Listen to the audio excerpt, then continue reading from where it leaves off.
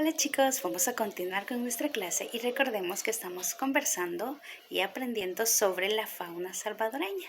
Lo estamos haciendo a través de títeres. El día de ayer aprendimos sobre los animales que viven en nuestro país y los que no pueden vivir en él debido a su clima, así como el pingüino. Bueno, hoy les tengo un amigo y se los quiero presentar. Es mi amigo el tucán. ¿Quieren escuchar cómo hace el tucán? Pongamos atención.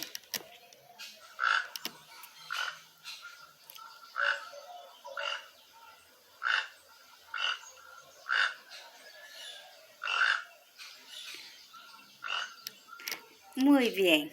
Ahora déjenme comentarles que vamos a hablar un poco sobre las aves. Por eso he traído este invitado especial.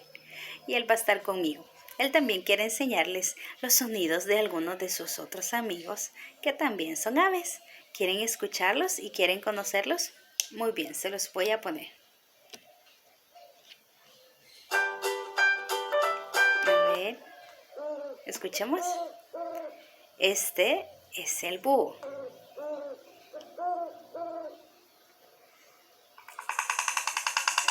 Ahora estamos escuchando a la cigüeña. Pongamos mucha atención a los sonidos. Vamos a ver el siguiente.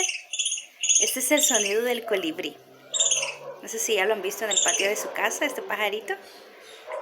Ahora escuchamos un herrerillo.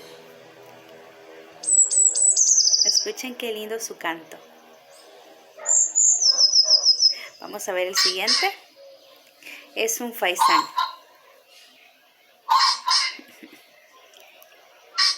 Vamos a ver el siguiente. Es una oca. Y este es el jilguero.